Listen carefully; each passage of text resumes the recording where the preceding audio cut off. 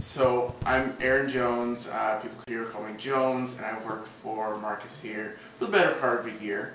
And for those of you who don't know, this is Marcus Marky Dragon, and he's been in the MMO community for a very long time. So why don't you kind of tell us about that a little bit? Well, I guess a long time is correct. I've been in it since 97. And actually Dennis, who works here, was in beta in 96. Oh. And I got to see him play and try it out a little bit off of his account. So yeah, and that's been around a while. There was nothing like, Ultima Online when it came out. It was first of its kind. Okay. So yeah, like you said, MMOs have been around for about 10 years now. And it started out as kind of a smaller demographic, but that's grown. Has the main demographic changed at all for MMOs that you've seen, and how has it shifted over time? Well, I can say that when Ultima Online first came out, they thought that maybe they'd have 10,000 players. And I believe they sold about 10,000 copies in the first week. And they weren't quite sure what to do with themselves because it wildly exceeded their expectations. Within a year, they were at about 100,000 players. I remember back in the day that the first things, server, these days when you play an MMO, sometimes there's a server crash or a hiccup and something happens. Well, we used to get those all the time because they had extreme growing pains. They had never planned to have more than one world, one realm, whatever, and they ended up with like 14 of them in Ultima Online. And that grew out of the need because we kept crashing the servers. You get too many people on it and everything. So that was, I think we started calling those time warps. Okay. All right. And so with just the players, how does that, how have you seen these games target specific groups of players, and has that broadened at all?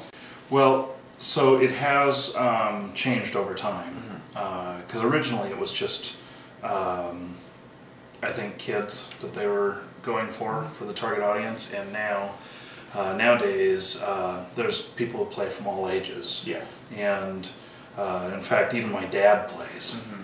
He watched us play for a couple of years and decided that he wanted to give it a try. Well, at least in like World of Warcraft, that the core audience is probably around age 20 to 30, in that range. There's of course people younger and older who are playing, and it's not quite a fad, but it's hip to play. You hear people talking about it in restaurants and stuff, and they'll be talking about it, and other people will be going, "Oh yeah, I remember," stuff like that, just overhearing their conversation and everything. How they target us, though, I'm not really sure. And I've never really thought about that too much, other than they've been very successful at recruiting customers who are people who want to, are not pleased with their life for some reason. They're wanting to, well, just get out of reality. And everything. It's like going to a good movie and losing yourself. And, and actually both my mom and my 11-year-old sister both have World of Warcraft characters. My mom actually has 2 level 70s, whereas I only have 1. So it kind of shows you how far reaching it is. Today we live in a very technologically friendly society. I mean, everybody has a computer or knows how to use one. I've met very few people in my life now who do not have a lot of computer skills. So MMOs are coming out left and right because obviously they're a very popular form of entertainment. Are there any qualities you see in an MMO that makes or breaks it as a game? Well, one thing that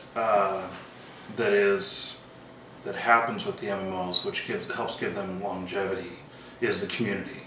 So there is a lot of people who play they play real aggressively at first, log in a lot of hours and stuff, and then later on when they get kind of bored of the content, they'll still log in occasionally and see their friends or whatever.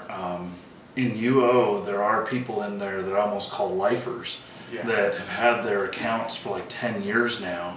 And in UO, you have ownership. You can own a house. You can own items. You can display them in your house and everything. So it is that's another form of ownership, which you get emotionally attached to the items and stuff. Which may seem funny because they're just pixels and everything, but there is an emotional attachment. Well, to and also just from my perspective, you get emotionally attached to the characters that you play. Oh, absolutely. Let me tell you a funny story. So, in Ultima Online, when I first started playing, I had these. I found out you could have pets in the game.